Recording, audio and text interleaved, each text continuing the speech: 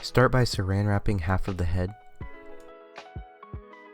Now cover the saran wrap with duct tape. Trim the edge to make it straight. Now cut slits on the template to make it flat. Trace around the stencil onto the fabric. Now cut it out.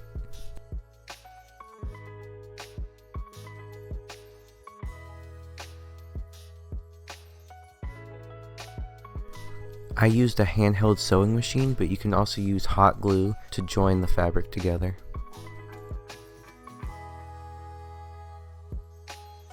Do the same process again, but flip the stencil over.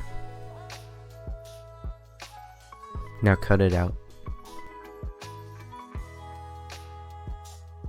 Sew or hot glue the ends together. Place the two together so the outsides are facing each other. Now sew the ends together. Flip it inside out so the stitches don't show. Now stuff it onto the foam base and pin where it's needed.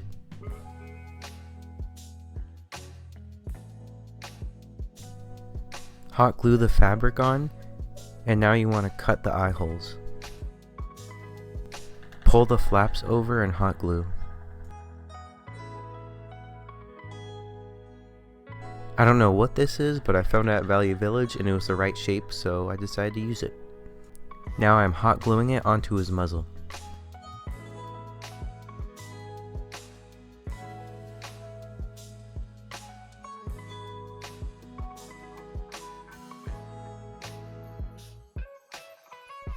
Trim the extra material off.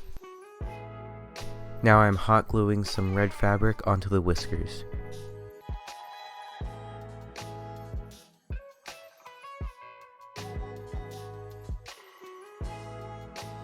The video got corrupted, but you want to hot glue fabric onto the jaw, as well as onto the ears, and make a stencil for the inner part of the ears. Trace them onto the fabric. Make sure they are all lined up and hot glue them on. Use some leftover sponge to dab on some black paint.